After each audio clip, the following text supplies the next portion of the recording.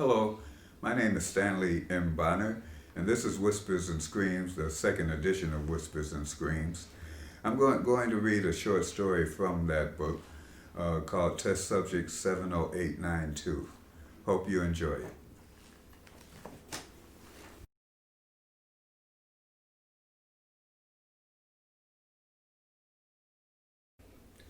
Test Subject 70892. Take another one, he said. I think this one's gone. The lab assistant did as he was told. There was no shortage of test subjects.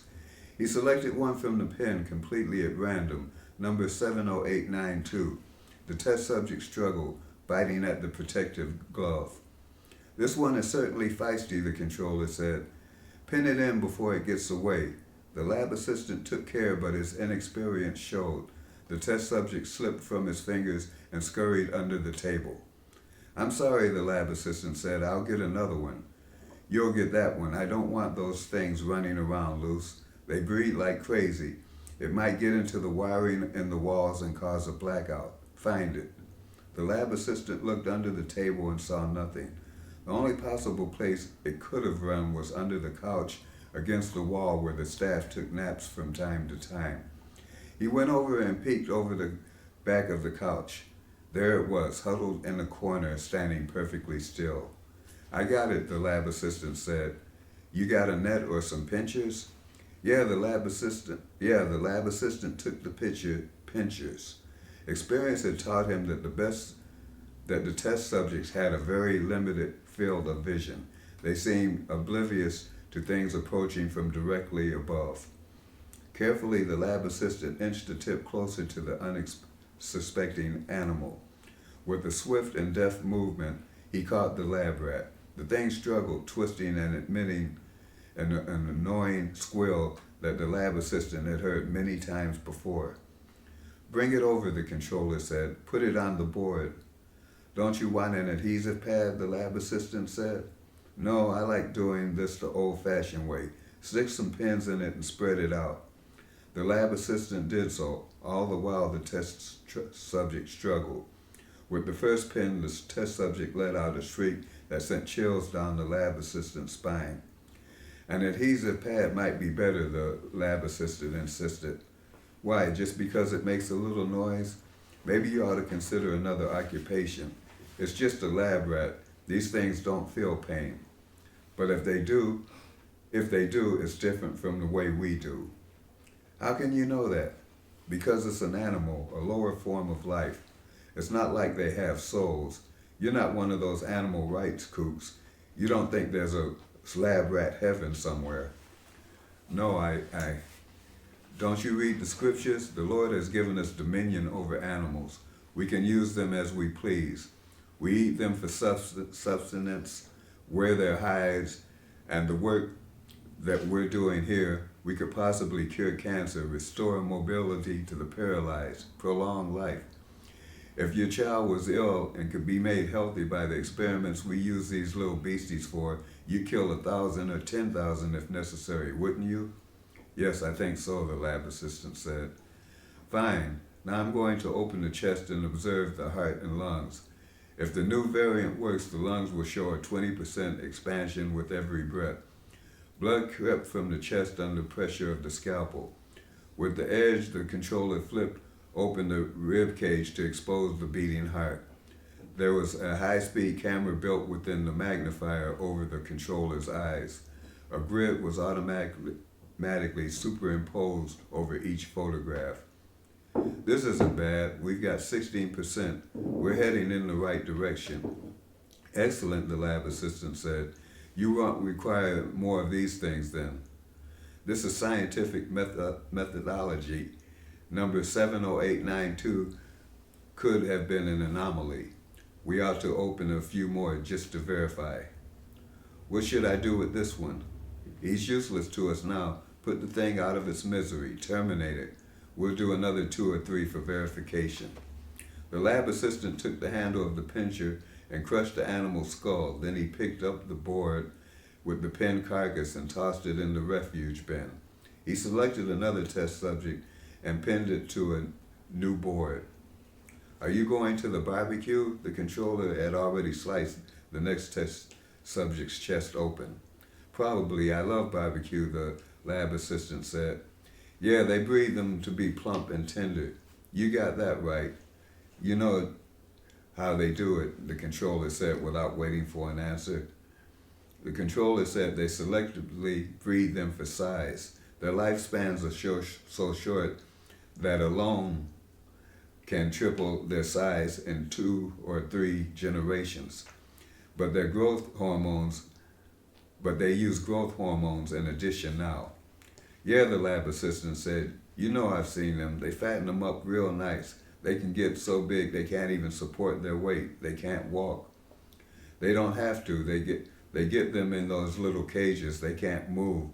They've got zero muscular development. They're not the fighters.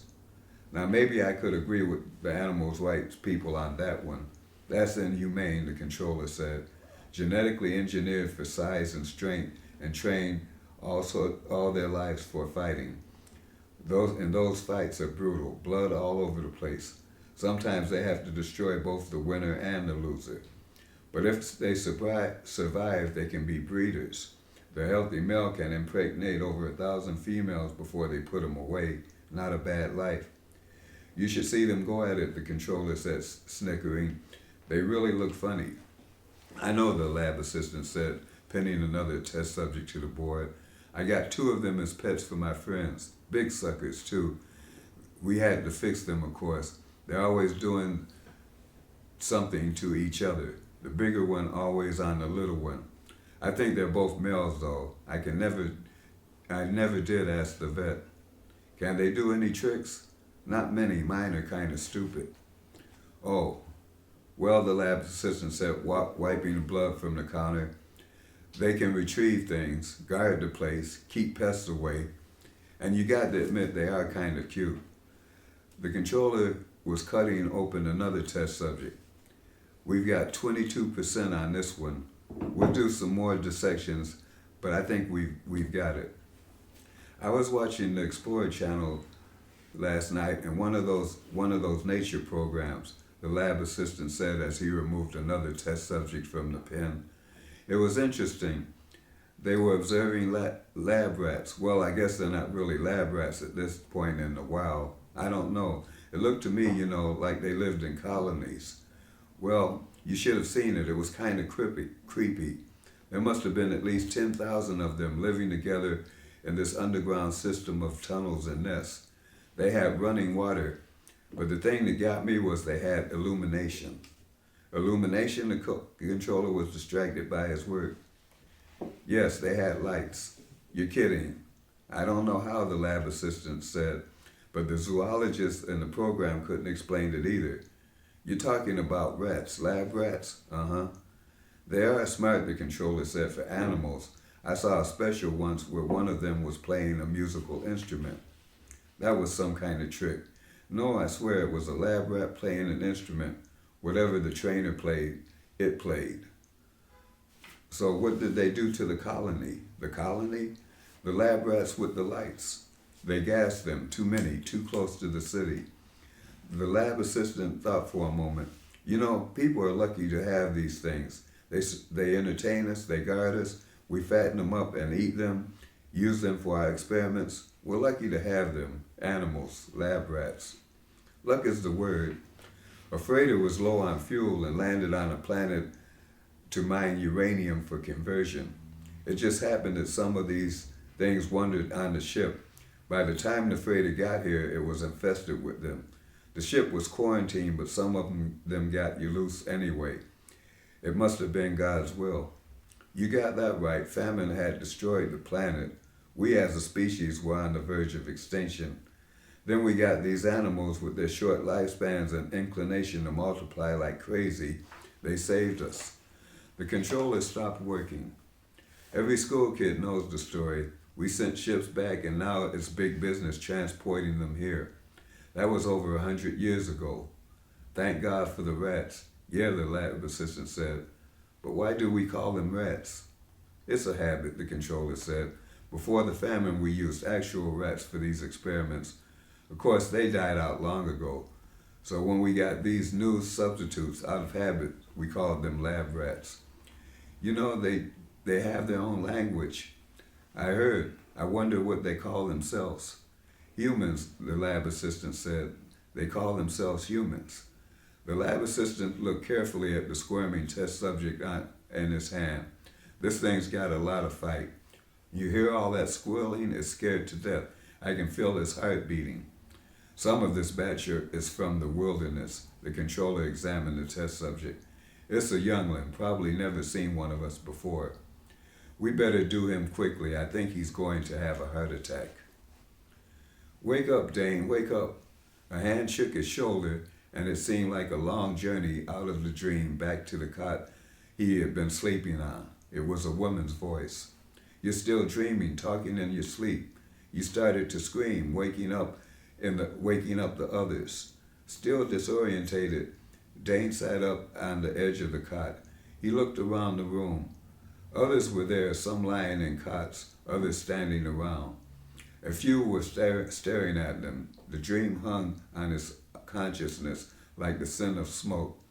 He could not remember where he was or how he got there. He remembered the woman. She was with him. They were running together. He must have blacked out. It was horrible, he said to himself, feeling numb. His head hurt. They were monsters, two of them. They must have been 60 or 70 feet tall. They had on white coats, and they were in a laboratory cutting people open, one after another. It was a terrible nightmare. White light flooded the room as the ceiling peeled away and a gigantic grayish-pink hand reached in. People scattered, but there was nowhere to run. Transfixed and feared, Dan was caught in the clutches before his mind could comprehend the danger. His heart felt like it was going to burst from his chest. He could not accept what he saw. It was standing on hind legs and wearing clothes, hunched over with huge black beady eyes on the sides of his furry face and the two tucks like teeth at the end of a long whiskered snout. The last thing Dan saw was the shiny reflection of light on his blade as the gargantuan rat began to cut him open. In the pen with the other test subject, the woman was hysterically screaming, "It's not a dream. It's not a dream."